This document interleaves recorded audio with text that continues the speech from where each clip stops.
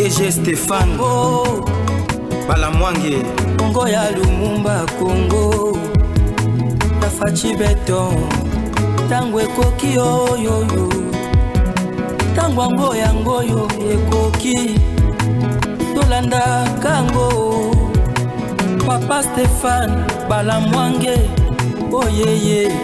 Voilà, nous sommes encore là comme promis. Walungu, nous sommes au niveau de la province du Sud Kivu. Vient de passer entre le mains le M23. On ne sait pas, il y avait un certain Fukamaiko, la tête d'affiche de Wazalendo au niveau de Walungu. Walungu, c'est un territoire, il y a Sud Kivu qui vient de passer sous contrôle. Il y a M23. Pendant ces moments de cesser les faits, est-ce qu'il faut continuer à suivre Doha ou Qatar? Est-ce que Washington ils ont joué léger avec Kagame? Et c'est pour cela que je pose toujours la question de savoir si c'était Poutine à la place de Trump, Kagame ils ont continué la chute de Walungu. Walungu n'est pas considéré comme une cité, une ville. Walungu c'est tout un territoire et ça n'a pas ville belé, ba cité belé, ba localité belé dans kati et quoi ikalelo. Plusieurs FARDC tués sur les champs et certains Wazalendo basali repli stratégique bah qu'est-ce qu'on s'est réfugié pour récupérer Kamaniola. Dans cette émission des images à l'appui de certaines morts et de certaines choses qui se font sur terrain dans cette émission et aussi un message de Wazalendo au bazar au Lobela Mokonzamboka dans cette émission. Un message très important de Wazalendo au président de la République. Prenons la question de la République en main et mettons notre cœur et notre implication, notre intelligence, notre force en avant pour sauver la République démocratique du Congo. Si nous continuons à suivre la communauté internationale et certains dirigeants de l'Afrique et du Grand Lac, nous allons risquer de perdre toute la République et tous nos territoires. Un bon entendeur, Sali, vous allez écouter ces messages ici dans cette émission. Naami aussi un Wazalendo suprême. Un Wazalendo de Wazalendo en direct de Kinshasa. Aye, Toyambi Lisusu Toyokaye. Alors, Ndekoka Keboulinzi, président, bonjour. Bonjour, bonjour, Ndekonangai. Nape Simbote pa ya Jésus de Nazareth. Nape Simbote pa ya Nzambe o ya zo Kamba Congo. Nzambe o ya Lobake Congo ekotika la sans division. La Pessimbote pas un premier citoyen en Bokoyo. Oui, bien, on a fasciste. Donc, la Pessimbote pas un Félix Tshisekedi. N'a réaffirmé les lots. Après Lumumba comme héros. Oya Hollandais, Félix Tshisekedi. Na, Togobo Sanate, papa, oya Nanya Kimbang. Kimbang, Kimbang. Donc, après Lumumba, Totier Kimbang. Après Kimbangu, tu sauté dans le musée Laurent Désiré Kabila, tu ne pas à Félix. Tu as musée ici. Tata n'a été mais Félix. Bon, Tata n'a pas été na mituna na lobananga gaza déjà héros. Na mituna tene nini mbokoyo na ebité ba député ba sala nini. Félix Tshisekedi azaka héros déjà du vivant nae. Et tiens Tshisekedi. Bon, na ebité zela nini. Moi, j'ai jamais compris cette affaire de Etienne Tshisekedi. Parce que Moutouaye na démocratie na Mbokoyo. Et ça, Etienne Tshisekedi, bon, bako sabana ke, oh, Kabila yara na démocratie, bon, bako sama. Kabila a peur et alternance. Alternance. Kabila nous a apporté des élections transparentes au alternance, c'est Moutouazolo, bakenga na pesa pouvoir bozongi selangango. Kabila est-ce que wana obengi yango alternance? Alternance, c'est la kotika pouvoir. Alternance c'est ça que le bateke o ngai nde na pesa pouvoir bazongi sele on dirait mutuka papa na e zanga boyete Kabila eto omoni na mboko soto ba makambo ya mboko oyo totika Kabila na Moïse Katumbi pembeni donc batika ko déranger biso. Alors prenons ceci rapidement avec Max KBC. RDC, le M23 AFC ont pris le contrôle du village de Lusinga situé dans la chefferie de Louidja, territoire de Mwenga au Sud Kivu. Ce mardi matin, cette prise de contrôle fait suite à un bref affrontement avec les forces de Wazalendo. Lusinga, une zone riche en minerais, était connue pour abriter les activités de la société minière canadienne Banro. Eza entreprise moko exploitation à or or kuna ndeko na ngai toko sanate siko na lobby na lobby ko ano zobenga babenga ngo Luinja Fachiste oui na lobby siko ba territoire en nyonso ekena kaka oh territoire kendeki au départ na lobaki Walungu kei aso na lobby nini mwenga non ezapo yo yebite donc ici on nous parle du territoire de Mwenga.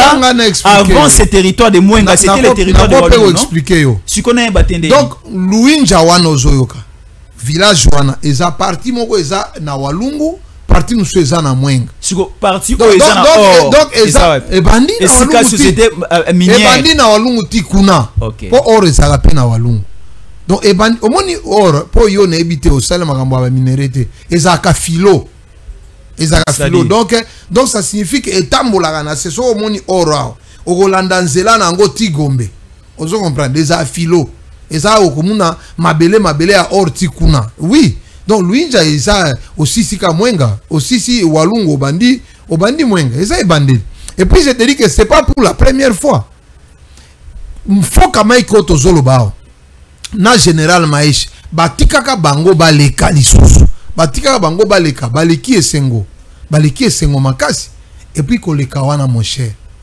après koleka siko batiki couloir aone noki ke foka maika fongoli couloir top et ça 2 jours kasi ezaka couloir akotika bango bakota na abattoir wana bakoganga mi baobima kuna te parce que moni soko bakoti kuna bango ba couper sikoyo approvisionnement na bango à partir de Bukavu na Rwanda kuna bakomi coincé mais bakomi coincé comment parce que ça continue Kaziba et Nyangezi totalement sous contrôle de la FC23 après la débâcle des troupes burundaises des FARDC de Wazalendo l'armée soi-disant révolutionnaire rassure les habitants et sécurise les installations politiques, écolières et hospitalières des milliers. Kaziba, Nyangezi passe sous contrôle. Wana siko le basu ezaki territoire boy.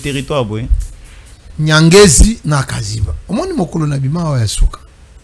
Na ebisaka eloko moko awa o comprendre ngo ba na mona kuto atati moko a interpréter ngo no oringi bolo bake bazalendo bakosala. Je te dis d'abord que na Uvira Bazalendo va se réconcilier ne FARDC. Il y avait un problème. Makasi, lesquels? Masasi pele laki. Donc ils ont un problème quoi Makasi. To solo lango avana kende voyage. Donc té. Ils ont des logiques. Muzalendo alobi que c'est le fait ko salango té tant que ba Rwandais bazokota, banane bazokota. Et FARDC alobi c'est le fait. Burundi alobi c'est le fait mitin de outi Kinshasa. Ça affaiblit les Bazalendo. C'est ça. Bon, les lois, tu évites ce que tu repères, ça résonne.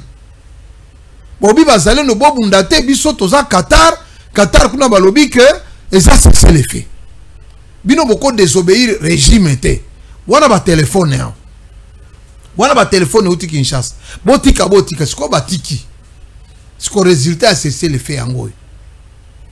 Babundi, baswani kuna, mamoro bazalaki bato bakufi babundi peza masasi ba FARDC bobino to déloger bazalendo esika bazaki na garde alors que na nzela kamanyolo bazalendo batika ki balobi bino FARDC ne bolobi ke bino nde boza officiel ba susu ba ko bono nani bazalendo bakende formation bazalendo batiki bobi FARDC za liboso ba Burundi bazala na deuxième ligne bango bazala na troisième ligne. Mais côté siko ya bangomba kuna nde utaka mulenge et pas bazaria surubero bazendo balobi kuna tokotika te na baminembo bobi kuna tokotika te siko to bobi botika te na ebisa ko ke ba responsable ya armée kuna baza bakatange je répète ça encore na Uvira bazalendo bazo douter bazo bate bakatange oyo bakota armée banda Kabila to mosu bazo fo parce que tout ce que nanga zo sala na Kabila il faut que mire asuke bokolo yebi Uvira ekwe ina Fizi wa c'est fini mais bah ça déjà na Fizi non te ba oko makuna te maintenant qu'est-ce qui s'est passé bon FARDC msuba bino bazale no tokene na bino front mais mpungu bino moko nde bozala mpungu il faut bope ça biso pour moi situation FARDC bazolo bela ba wazale bope ça biso pe moi mpungu muke parce que biso tozo ke bino bolati ba antibal ba casque ane biso to ana besoin te biso to sale la bokoko mais ce qu'on nini bokoko eza bino muko ba zalendo biso baninga na bino ya front toza na bokoko te vous comprenez bon bokoko pe ezalaka mutu na bokoko na alors siko biloko ane tie ba confusion masasi leli awa tikanga na remercier maire de la ville adjoint au azusala intérim na Uvira parce que ngana ebisa ko ke moto wana azaero na remercier makasi parce que moto a initié ka résistance poto bare route ba M23 ezaye ba vandi na ba généraux ya ba nani ya bazalendo balobite tokoti kate ke Rwanda ya uta Goma ti aya zwa Bukavu aleki Nyangezi aya ko Uvira ko Simbate to s'organiser pour soga mekika kamanyola to sali résistance ya mondo yeki ke na minute to solanga nayo kamanyola kuna Rwanda azokima Rwanda azokima nani Corneille nanga na Wilingomba zula na Bukavu mais na lobi kamanyola o Corneille nanga za na Bukavu te Corneille nanga kima Bukavu tous les 5 derniers jours ici Wilingomba et Corneille nanga ont passé plus ou moins 5 nuits à Bukavu Corneille nanga yo wana kozwama ba information à lokuta netio balobi ono et commission lokuta pour na lobi que pas na bino nani o Félix Sekedi au gouvernement kozonga 2 mois après na États-Unis pour la kogende ko pesa eza ba information à lokuta to kolobelango ba information ezo circuler belé awa eza ya lokuta donc ngane ebisio ke nanga Bukavu akima bon na yoka sur lukuta oyokasia kabe sito yoka to tuna eso za lukuta RDC les cessez-le-feu signé entre Kinshasa et les rebelles du M23 reste réel sur papier simplement sur terrain les rebelles poursuivent la conquête des entités tolobaki angwana biso bopesi biso conseil bobino toto sa Kinshasa. Alors, c'est mardi 6 mai 2025, le président du M23, Bertrand Bisimwa, a annoncé la prise de contrôle du territoire Yoka de Walungu au Sud Kivu. Oui, le territoire de Vital Kamerhe. Sololi na ba na otokotia. Eza lukuta. Balobi que ma munition esili. Nyangezi. Munition esili. To sala ndeni. Bana ba mati bazongi. Parce que logique ya baninga na biso ezay kolobake non nani oh non mais munition aussi la cesser les faits munition est aussi la ndengini parce que bazana cesser les faits sur babandi ka kobeta siko est-ce qu'il y a pas aussi une trahison chez les Wazalendo na front yo ko ta front est-ce qu'il y a aussi une trahison du côté des Wazalendo si vous avez des munitions so ko ça na deux box ya munitions bobundi et si on ne vous approvisionne pas tu fais quoi? Tu restes là-bas. Tant nyonso to sali à peu près un mois basale nonde bazana nyantende bangonde bazana nyangezi bangonde bazana kaziba. Tout ça koloba ngai chaque jour na ebsaka yo na ebsaka le 3 ki na ebsaka te eloko wana na mtuno Kisangani Kindu Kinshasa doit être surveillé. Les 3 ki tiango na mtuno Kisangani eza polele Kindu eza polele. Je te dis que tokota réunion moko bobi Kindu eza na 500 militaires. Oui. Eza polele. Oyebi président Félix Sekedi ngape na loba ba audience auto senga ba pesa biso te ponani. Bon so po sengi audience kuna biso ba osenga mon patas na chingila po ba peso président. Ya mobulu biso to ngi tokota na président na biso to ba fasciste. Tango zoka bazo sala ba dialogue o union secret o ni tout ça ba banane tout ça auto bengi ba faulu bo biso ba fasciste ya biso pare za kanini no ba entourage à ma bête biso ba fasciste to za biso ba entourage à ma bête biso to za l'entourage te bazo ko sa président bato ko sa mokonzi ya mboko tango batia ki masunzu ngai to zaka ngana wao nebisa oni bo pesi masunzu terrain masunzu a rwandophone nana pesa ki mokonzi ya mboko ordonnance ya kanani ba dossier mon cher yo ebine biloko e fonctionnaire la présidence dossier la ki anani ya mokonzi ya mboka ba pesi 3e zone de défense yo tika na sisa masolo ngana ebisi yo ke mutu organizaka Chiko Chitambwe bache masusu ministre ya défense oyo ministre ya défense oyo alobato ko attaquer air mer na terre yo kaliske biloko yaka na mesa ya mokonzi ele kaka na ba service ele kaka na ba brigade militaire ele kaka na ba conseillers spéciaux et kokoma na nani na suka nango na mesa mokozi a discuter moi muke attaque ba orientation mais bato ba kofanda entourage va yeba wika no oyo nde solution. Si on des solutions, banda masunzo azawana, to perdre Goma, to perdre Akale, to perdre Bukavu, to perdre Nini. Bon ça l'évaluation kasi. Parce que bon, to lobi te ki ba bengane, mais on peut quand même se mettre ensemble pour faire l'évaluation. Biso to tie yo wana, to évaluer kasi depuis ozawana résultat ezani. Bolbo évaluation. Biso to kangi, ngane biso ke biso moni net nzela Akale ko makisangani, to bloquer wana to si to lobi ke mutu moko te. Ataba tindi Rwanda nyonso ekolika kuna te bunyakiri awa uvire otobi ke bango baya ataba ye 200 fois parce que lobby na 16h ba beyinga bobi ke ba jeep ekiti Bukavu ba jeep ekiti Bukavu ba jeep Land Cruiser et ezokende ko rejoindre ba militaire pour la ko attaquer Uvira ndeko nangai ngana tuna ko chaque jour et bongo sukoi oyo sukoi ezaka sokola ezalaka nini. Parce que tant que ba jeep ezo ya bo soki suko eleki deux fois ba jeep nyonso eske suko ekobeta te pendant les cessez-le-feu non. Oh mais ba militaire oyebi cessez-le-feu za koloba nini. Cessez-le-feu eza koloba ke bino bo avancer na front te baninga ba avancer te. Cessez-le-feu quand quelqu'un avance au front cessez-le-feu eza souté. Ba hélicoptère de guerre auto zaka nango mosala nango eza nini. Hein? Awa suko ezo vande la nani. Est-ce que suko to koteka ngo lisusu. Ngane ebisio awa ndeko nangai. Omoni ba akoro bazo sala kuna. Ba akoro bazo sala na États-Unis. Je te dis et je te le répète. Pour na kopesa so vrai calendrier o ezakuna. Landa ngai. Dit l'américain ba bengi yango dit du siècle. Landa histoire o. Oyebi que États-Unis pour vaincre na deuxième guerre mondiale. Et vaincre pour na Congo. Minéraux ba bimisaka na Congo. Oyo ba bimisaka uranium mao. Et bima na Katanga. Nde si saka deuxième guerre mondiale. Souvenir aux États-Unis zalaka nango na victoire à Congo eza monene. Les Américains savent que le Congo peut donner une victoire mondiale. Une victoire mondiale. Peut arrêter une victoire mondiale. Baye biango. Biso to zaka na Congo to eba Congo te. Deal o bazo ke no sala na États-Unis kuna. Baninga na biso to tindi kuna. Paraîtrait que ba envoyer à Congo bazana ba dossier kuna. Bazana ba dossier. Ça signifie que biso tozo senga biso ba Tshisekedi ba remplacer équipe nyonso wana. Équipe oza kuna parce que kuna na États-Unis mutu na mutu bazana ba dossier na mokala mingi te obi misaliste bato ba détourna na bato bazana régime na biso na ba oya régime ya Kabila toko sale la bango émission na azala master na yo azala master na ngai azala master toko sola bango bato wana bazo empêcher évolution ya dossier omoni mutu soko memi ya kende ko traiter accord ya mboka il faut à la suite à muzalendo.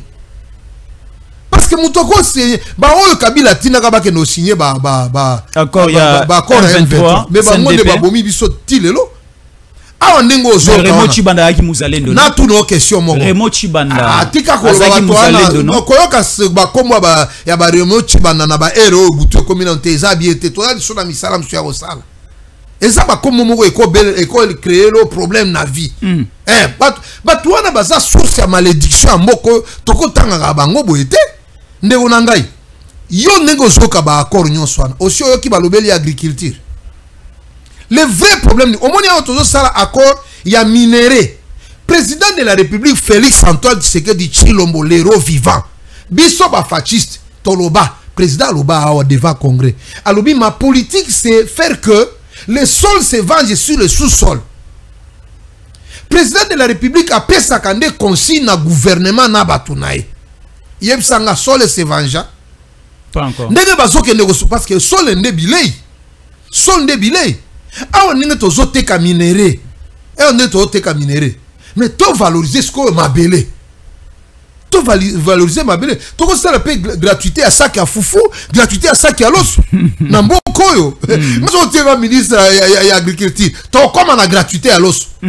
Alors si ko bao ba so kende kuna ko signer ko sala ba accord wana. À part maman Thérèse, pour maman Thérèse la ministre maman Thérèse akuna ba expert na biso ba kende ko créer ba test. Ba millions ezo tambola ba fayulu ba lié ba millions ba changer ba discours. Ba ko pesa 10 millions de dollars boye a commis biloko ezo trahir biso. Biso to se retrouver te. To sentir que ba biloko ba solo ba loba kuna le vrai problème du social du peuple congolais ba aussi mangote.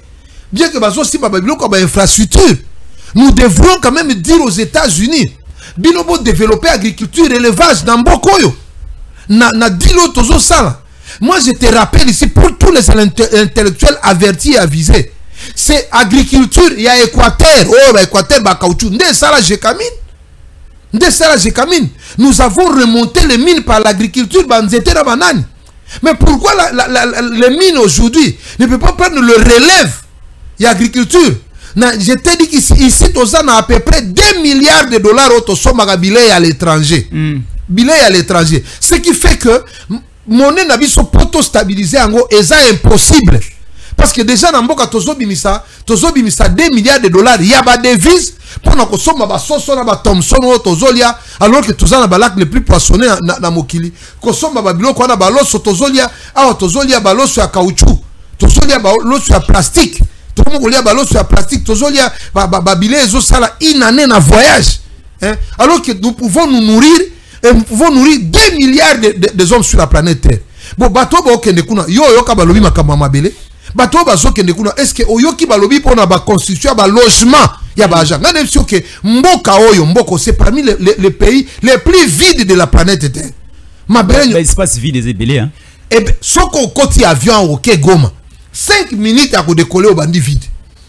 5 minutes monsieur à quoi terre. Moi mukio comme on a kamboka moka zomo na neti ta neti ka loboko yana. Mboka eza vide. Ba logement et peuple. Oyoki bazo solango kuna. Basoko takana ba secteur obebi ke tokoli amuke. Tokota na domaine wana makasi mais na yoka ki olobaki awa Uvira, Fizi Isa non touché encore. Maintenant, nous allons découvrir ensemble. Nous sommes là, Max KBC. RDC, des affrontements signalés depuis ce mardi matin à Kakenge. Dans le secteur, ce matin de mardi.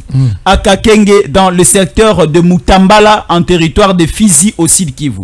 Des sources locales affirment que des combats opposent des résistants Wazalendo aux rebelles le Turiguanero, Red Tabara allié au M23 affilié à l'armée rwandaise.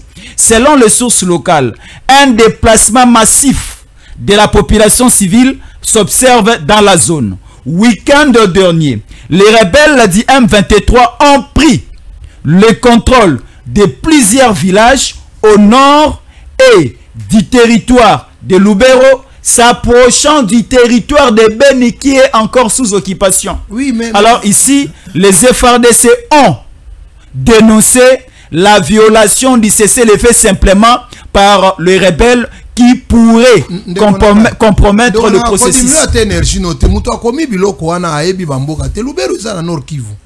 Oui, oui. À sali rapprochement, à l'obéli makambouya. Un peu compléter. Le Nord Kivu a 6 territoires. Territoire à Lubero, territoire à Beni, territoire à Ruchuru, territoire à Masisi, Miragongo, na Walikale. Et ça les 6 territoires. Et maintenant, Sud Kivu est en 8. Sud Kivu.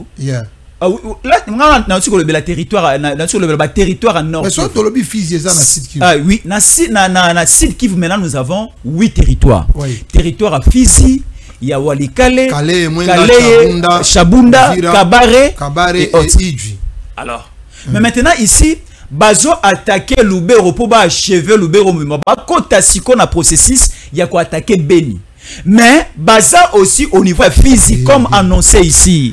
En tout cas, mon cher, naibite soko yebana na mboko to soko yebani atana mokosto bato ba Holanda biso. Bazo ka pe émission na biso batine lango fachi. Na émission landaka pe émission ngana ba naibisaka yo. Naibisaka yo ke omoni ndenge tozao ba tu as M23 na ba allié na bango. Bazo kokate kokoma Uvira na Fizi. Siko bake na ba ewa bora kuna. Jamais na lobe isaka ngo. Ewa bora c'est à quel niveau? Et ça na ba fond ya bangomba ya nani ya Fizi. Bazolinga siko ba contourner wana po ba kende nzela ya Kalemi. Ebo esika Kabila Joseph Abotamaka. Balobaka boye biso tozaka te ra bota. Amela mabele pa mama Sifa. Mama Sifa lobiki aza mwana na ete. Kabila na attestation de naissance na yoki nani basali na ko peso élément ba obike mama Sifa a déclaré ki aza ba tukuti ya pepe ba lobi. Sifa Maania abota Kabila na kati ya makina ewa bora. Mama Sifa abota na nute mapasa na année vers les années 70 73. Mama Sifa abota jamais na vie na mapasa na suki wana. Kabila a mapasa. Et on ça ba débat on a dit. Ah ma passe. Oh et vous jamais Kabila za lipasa nani? Oh lipasa o botami ane musoto. Oh ya za kabange mususu aza soki neni. Kabange za ko mama passe. O te. Mais tout na bakatange. OK. Eh za ko mama passe. OK. Ndenge ngai koto kampu na mbuyi chez Baluba. Oui. Simba na nzuze pa ba Congo. Oui. Et pas na biso eza chiza na chito. Kabange pesa ko mama passe. Bakota ba e abora ba benga bango bongo. E abora papa tika ba biloko e abora wana tika toya kokota te na vie privée ya moninga na biso toyebite omoni nani Joseph Kabila vine eza flou omoni ke nani na Bible biso boto tanga na Bible chaque jour Bible lobi ke ezaka na vie cachée à Jésus. Donc ce qu'on tout dit les adi ba master bo mwana ya Jésus ba e bana raté.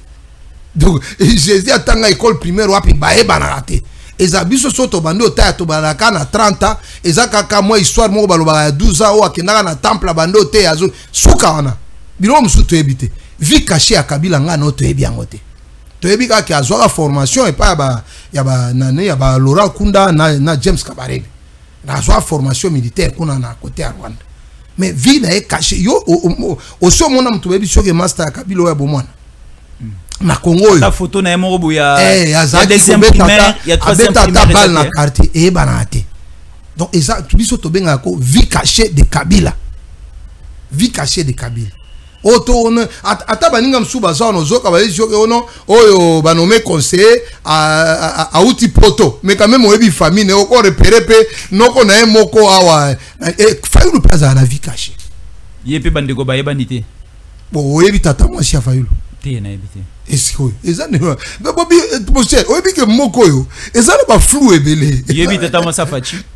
oh ebe te na tout na papa le kine to sala na e oh e abete o na pe choper na komone dega tata moi si na bi tata moi si oh papa soko za dia papa le ki kozanga tata moi si ndeni so za tata moi si na papa le ki baza famille mama kulu to kasi ba yeba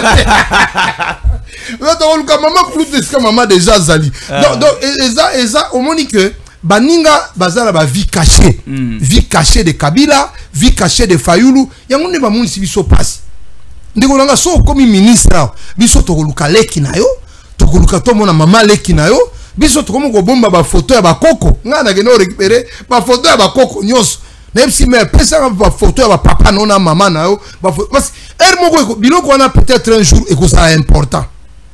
Tokomo komana bakaye komino ngomba tele zaka ya noko na ya tate ya koko nanga tokomo banda koma histoire na soza na ba ambition na vie banda koma histoire na koma histoire na yo de ko bunda na peuple te parce que biso bazalendo biso bazashu bazalove tozoze la so kaka nani eza le 15 juin de Fatia zo que nous signé à nani et on a ngana koma wana non oui c'était prévu la semaine passée le demain.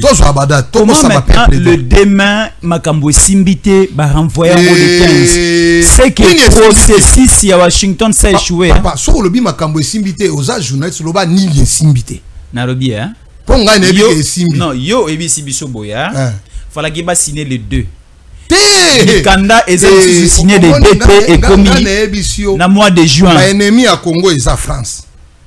Ennemi à Congo eza Rwanda na ba Uganda na suite na bango. Ennemi à Congo eza Kabila Katumbi na biso ke baza les 3K to wakisa bango PD.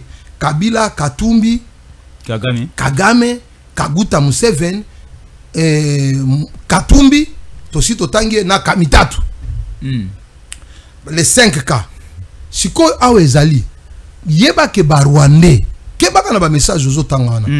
Barwandais basala ka guerre numérique basala ka yango donc bazo changer ba information ozo ka ke eye boyo no babeti information boy baba no beta ba information ba okoma wa Kinshasa ba okoma wa Kinshasa na mars bakoma babeta bango ba joua kana psychologie ya bato yango nga nazo yebisa mutamba ozo faciliter bato makasi banani mutamba ozo faciliter bango. Parce que donc là je vais revenir sur Moutam. Mais alors ozo comprendre que bao bakende ki l'aider, bakende kotika ba rapport bakendo tika ba rapport na bango batika ki les deux ba rapport nyonso États-Unis et Ambi bango ya nani ya Rwanda na ya Congo ba rapport wana ils vont examiner ça jusqu'au 15 mai pour babimisa les années accord commun babimisa accord bazui oya bien pour la Congo oya na yango ne nazo isa OK bandinga o bazo koma kuna ba tenir compte pe na social ya peuple bako koma pe États-Unis oya kotonga na Kinshasa oya kotonga 100 000 maisons 100 000 maisons ya ba fonctionnaires na batu 100 000 maisons to 200 000 maisons toka na omoni bandeti batonga ba bandalo batonga bana mais quoi ba biloko moko eza moderne ba commune musu tolongoli totie banane donc ba transport il faut totie ngo na kati ba transport aérien banane to profiter za minéraux na biso to sali échange ya minéraux na ba arme bazotia biloko wana te ba arme ya ba américain nous tant que nous ferons un accord qui ne saura pas protéger nos frontières. L'autre qui met les États-Unis protéger les frontières nabiso. Mais après 15 ans, il faut tous dans la supériorité militaire, tous dans la supériorité armée. C'est aujourd'hui qu'on doit mettre ça. Parce qu'il faut il faut mettre avion, il y a des générations. Il faut mettre un satellite à communication. Parce que Rwanda contrôle la communication parce que Kabila a tia Kabiso na ba réseau ba NTN rwandais na ba sud-africain. Communication na monsieur les gars. Oh papa. Na mona na passeport na biso pe na bendisa Rwanda. Yo mona Kabila moto. Donc ngaku tukumwa Kabila na tanga kangora arma. Mutu ana atekinde biso. Atekinde. Donc na akoro tozo sala. Il faut bon bandana nous na ko sécuriser Congo. Ba base militaire États-Unis et dans la Congo non seulement ba base militaire na bango ba avion ba dernière génération to ya si to tia koto satellite to tia eza minéraux na biso to kotika na sol mais on laisse un pays développer. Hong Kong ba américain ba swaka ngo taleska Hong Kong ezali lelo développer makasi to siko biso zo mona ba to okene kuna na ba moi légèreté on dirait avant c'était des nations reculées à ba Hong Kong wana très reculé. Biso tozui deal américain bengi yango deal du siècle. Après si yango déjà comme deal du siècle. Pour biso to pesi yango kombo ni. Mais ba opposant ba ko lo ba Tshisekedi da biso to pesa atika batuana. Biso to bengi yango nini. Biso to bengi yango nini. Parce que poto e babilo ko to zokoma. Poto e omoni nani ye États-Unis bengi yango deal du siècle pour ebika zozwa cobalt. Yeba déjà que na Union européenne ba pesi 5 ans batuno so balongola ba mituka ba carburant. Bango ba yebi déjà que cobalt nyonso ye pa na biso ba mituka nyonso ba koya ko somba côté pa na biso. Parce que Congo eza na 70% ya cobalt ya mokilio. Siko deal du siècle, o eza deal du siècle. Aussi mon pays s'est développé sans usine. Non. Aussi mon pays s'est développé sans courant. Na minute ou 2 minutes ya ko kotisa ba barrage. Tant on a zotanga oh infrastructure oh nini. Barrage chaque territoire ezaka na rivière na banane. Tozwa nani o basi biloka de l'estage o bana na biso ba mona kayango te. Batongela biso ba université na ba hôpital ezateke yo beli oke dozwa soin na end. Kaka awa. Est-ce que Maramouni son essai comment marqué sur papier c'est Kotaki va discuter toilettage tikino les 15 mai. Babena kabiso te pona nini question ngana tula donc biso énergie aussi ça da ba émission. Ata master te tonde ko mokonzi akola nango te obike bobenga pe bano. Pona ni babenga biso te. Soki akoro wana ebimi mabe. Biso to sala ma manifestation. Wana eza deal du siècle o e couronné Fati Beton comme héros. Donc il faut couronne wana tolatisa babiloko basango oyoki ki babengani nani ambongo babengani na Rome kuna bazui balobi tozui si candidat ba ambongo bango ba politicien totika ba ambongo basango bauti États-Unis babengani bango bobino biso to ebite totali constitution ya Congo totangi nyonso institution ya basango na ba pasteur ezate bazana pétition te oto kolo ba ke peuple etindi biso. Et comme on bison de résoudre un problème. Donc biloko nyonso wana ndenge zo kawana ça constitue beaucoup de problèmes si bango bozonga bokendo so na gouvernement. Fati Beton la nanga i programme ça boy. Le 15 Ah, le 15 mai. Le 15 mai. Le 15 mai. États-Unis et Sisi et Sali accord commun. Le 15, après le 15 mai, le 21 mai, ba ministre des Affaires étrangères nabiso, ba ke États-Unis. On a eu so nde agenda. Biloko zo landa na ba réseaux sociaux tika ango. Donc le 21 mai, Mama Thérèse on a comme fan nae. Bon, tozui pe na oyo Rwanda na tozala besoin ba komu na bangote, ba ke kokutana kuna pona ko examiner biloko wana.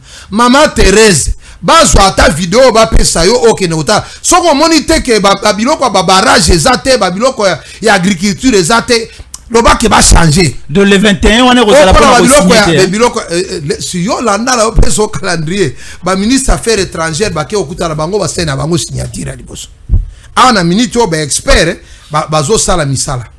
Bon après siko le 15 ba expert du 15 au 21 wana ba expert na biso na ba expert rwandais bazo travailler pour na biloko wana fachi beton kotinda te n'importe qui kuna kotinda te kotala te ke po ya eza IDPS o ya za ekolo boy ya za muswahili o mungala te tinda bato yebi ke baza na mission na yo o ba ko trahir yo te po ba traître baza ebele na mouvement na biso yo baza bato ba ko somba facilement so ba pesi 5 millions de dollars à changer ba texte kuna.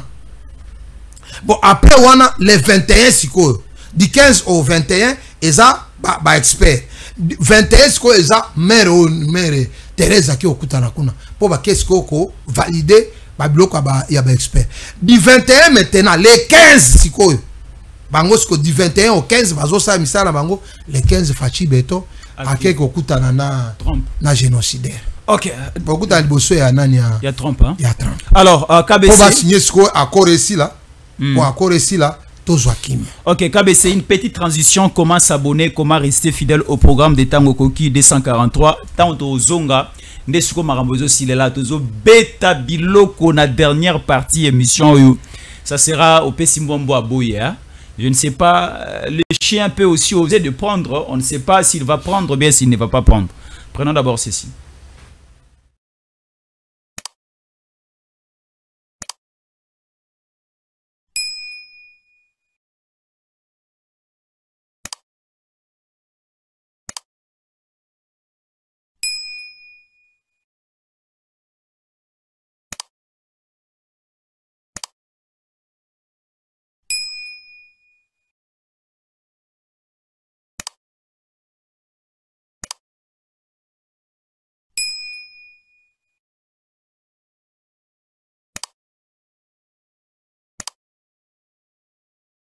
Voilà, merci beaucoup à la réalisation. C'est la meilleure adresse Tango Koki 243. Veuillez visiter ou encore vérifier ceux qui vous ont déjà abonné, ceux qui vous ont abonné, s'abonner. Cliquez sur la cloche de notification pour avoir des messages, des signaux que si monsieur Bandi. Essayez de partager aussi nos émissions. Non, commissaire, on n'est pas décideur, commissaire, on n'est pas condi. Tiens, on a un groupe WhatsApp, on a une page Facebook partout. Bande copé, l'arabiso, relais yakabiso. Au niveau de Facebook, nous vous remercions et merci beaucoup de travailler avec nous. Alors, président Kake Boulindi, Baza Webisabiso, Bawazalendo Batindi message.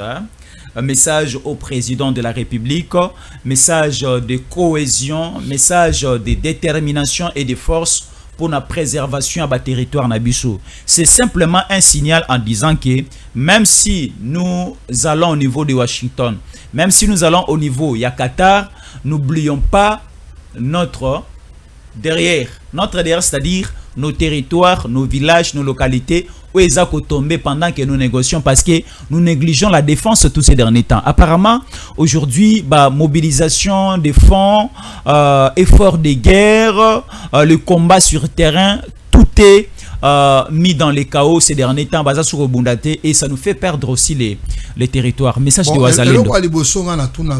Ministre de la Défense. Bon, site qui vous. Et c'est ministère de la Défense, ça va fonctionner encore. Et bazala. Ou bien on peut baser na. On peut baser na trêve humanitaire ou bien baser na ceci les faits. D'habiter. Mais nazo c'est pour na nini site qui vous malgré guerre et na site qui vous. Ça cache quoi au peuple? Site qui vous écoute en état de guerre. Et na nani na état de siège. Pour na nini. Parce que quand vous êtes dans un état de siège, on renforce les munitions, on renforce renforcement les. Pourquoi les sites qui vont être en état? Donc, sites qui vont perdre toute la province sans qu'il y ait en état de siège. Question à Liboso.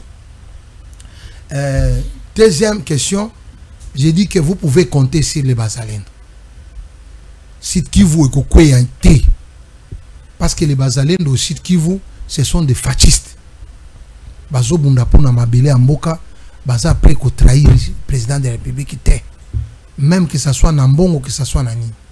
Mais quand même, vous voyez que Bazalène ou Babundaga, Babundaga te po bafutama, mais ils ont besoin et à Babilo Omuke.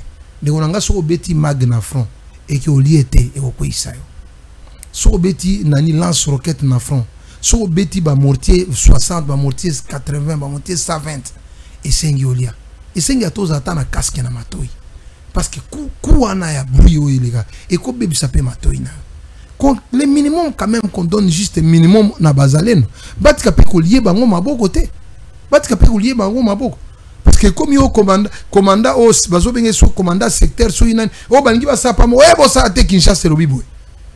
Président contrôle pe bato na Kinshasa. Le Bazalène do ba peuple. Baza peuple, baza armée régulière te. Et ça na bio so Bazalène faut baza na consigne ceux qui boyo ki ke ba M23 ba mati. Approvisionner Bazalène do. Bazo défendre Mabele à Congo. Deuxième chose, nangina loba, troisième chose plutôt, que biloko aba sangoyo, biloko aba fayulu, balingi ba sauver Kabila, balingi ba sauver Moïse Katumbi. Dialogue toko kendete.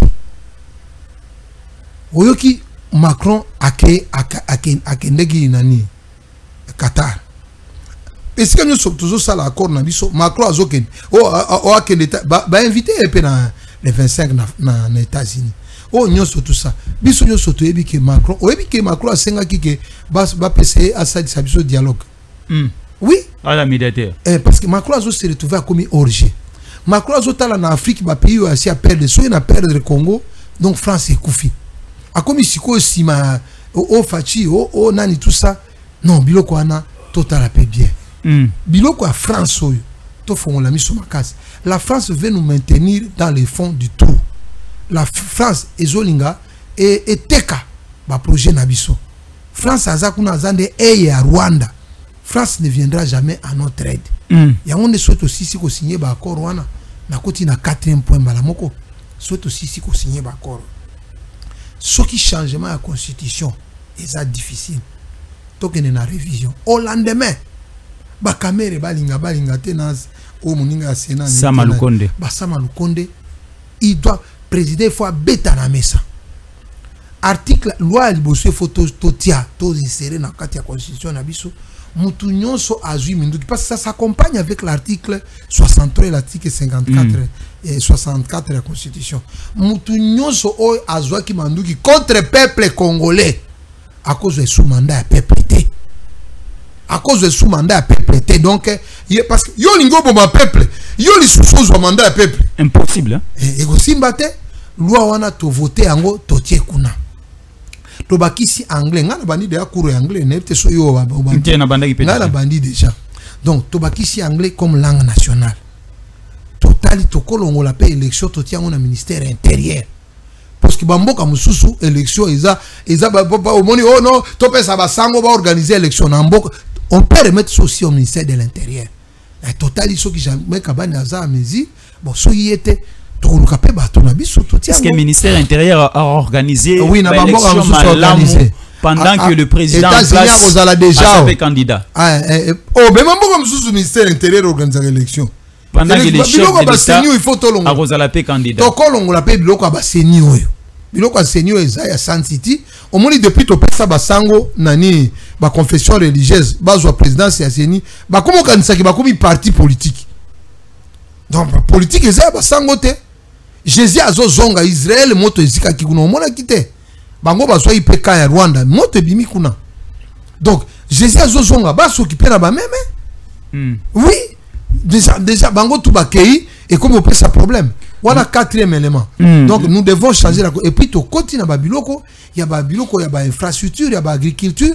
Kabela Mabele à Congo, Toko Bakisape. Toshite avant. Oui. Les généraux Yakotumba et Fokamai Mike sont par terre. Déjoués au niveau de leur territoire. T'es pas par terre, au monde où tu as commis un civil. Un civil, il y a des Fokamai Gamonani, Yakotumba Sunani. Fokamai Baza par terre, pourquoi? D'abord, Fokamai na Yakotumba, Baza na ba territoire différent. Donc, Baza ici à mon côté, Fokamai qui a za côté. Walungu. Ya Walungu. Qu'est-ce qu'on a de frappé? Yakotumba, ba lobby a ngam, yo za na message msusu. Ngana na message à Fongoli couloir. Et quoi ça, couloir de mort, couloir de la mort ou couloir de la vie? À Fongoli couloir. Na ba tactique de guerre okoye ba teni ndenge. Tanga Fongoli couloir banane bakoti. Ah, ba Rwandais. Ola. Asa sala angoli susu. Mais kuna ba boma bango neti ndindi. Soki ezalaki Chirimwami a trahi. Chirimwami a trahi. Maintenant à ce niveau, c'est Foka Mike a Fongoli nzela couloir. Foka Mike ba Rwandais bakoti. La nangai. Ah Chirimwami. Nangai awe bien embuscade, mutura mutu azaka na stratégie na embuscade. Et puis on ne peut pas réfléchir nga ne bisope sanga 3 jours. Okoyoka batu nyonso bakoti mwenga wana. Ba okobenganga na invité na. Donc okobenganga, je vais te dire pas kokufa nyonso, batu nyonso bakoti kuna. Mutu moko te akozonga. Très bien. Babomaka bango kuna bakata bango mamboko, bati kaka chauffeur po azwa volant, bati bango. Bazongi Rwanda. Merci beaucoup. Là c'était les Wazalendo suprêmes. Après un petit déplacement Salaki a outil vers les zones occupées, vers les zones en turbulence, n'a évité. Occupé parce que ouvrir les occupés. Namna commis tout na nengo kenda ki okozonga. Ouvrir les occupés. Nangala mituna ka ndenga kenda ki okozonga. Ah ouais, ça soko ozui avion oza dia non na Bujumbura. OK. Oza non na Bujumbura. À partir de Bujumbura, tout ça il va contacter to songi. Nazo préparer ce voyage oyo na kota na Uvira. Nakota na Uvira. Donc pour Uvira wana total est-ce qu'on est masolé c'est soko sai sabango to sai sabango. Yo soko koti problème ezate mais soki Kabila négocier akiti Bujumbura koti Uvira. Uvira. Encore comme Bujumbura te. Bujumbura président Uvira za fasciste. Et encore ta Bujumbura te. Ngapela encore ta Kigali te. Donc et Bujumbura ça ya biso. Toza pena ba militaire ba ya Burundi na front. Bujumbura ça ya biso. Okoti Bujumbura okoti Uvira. Bujumbura Uvira za 45 minutes. Mais ngai na kota ki Uvira te na suki kaka kuna tosolo na ba master. Eza oya. Donc quoi auto préparer ce ko kende Uvira.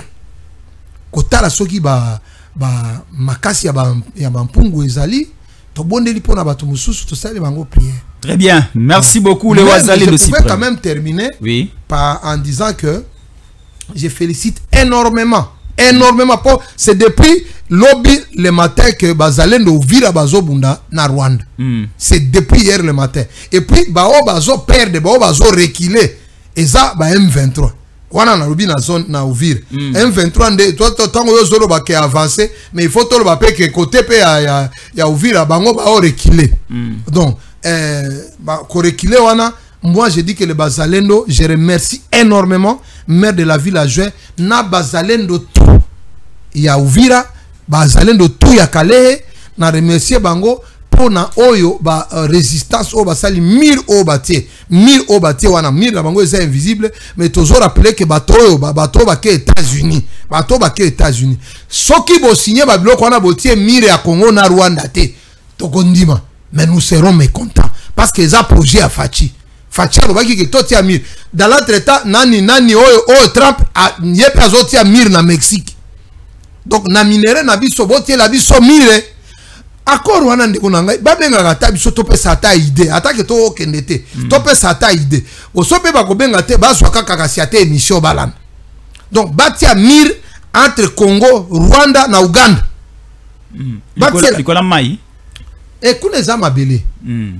mabele donc so bandi Goma ti Uganda eza mabele batieli biso mir nenge bazoti yango na Mexique batieli biso mir et comme ça bango biloko oyo et puis nasuka mon cher bon minute na yo eza problème okondima ke mutu asali accord tolongola ye to ya kotia Moïse Katumbi Bon, accord eza ya 15 ans. Ba question osko to mi tuna sima.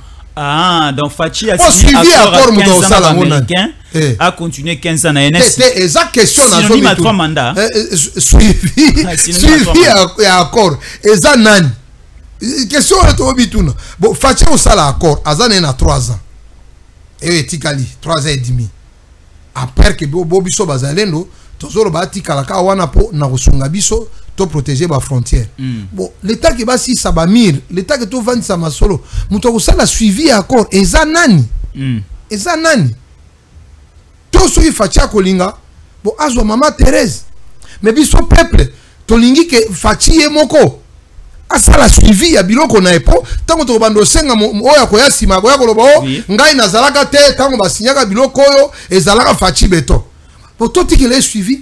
Très bien, merci. Mandat na enyo sika na bitumba mandat na enyo sika na bitumba est-ce que toko lukate ndenge ya kopese asala la biso ka suivi ko soyi to komi déjà na niveau ba Hong Kong wana koleka kutu ba Hong Kong po biso minéraux le kibango Congo est comme première puissance mondiale. Comme première puissance mondiale, Rwanda a un attaque américain baké.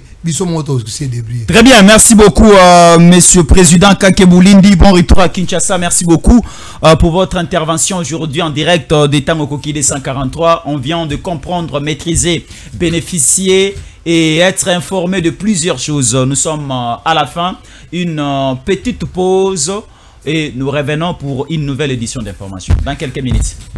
Stéphane Balamwange Congo ya Lumumba Congo Fachi beton Tango ekoki oyo Tango ango yango yo ekoki Tolanda kango Papa Stéphane Balamwange Oh yeah yeah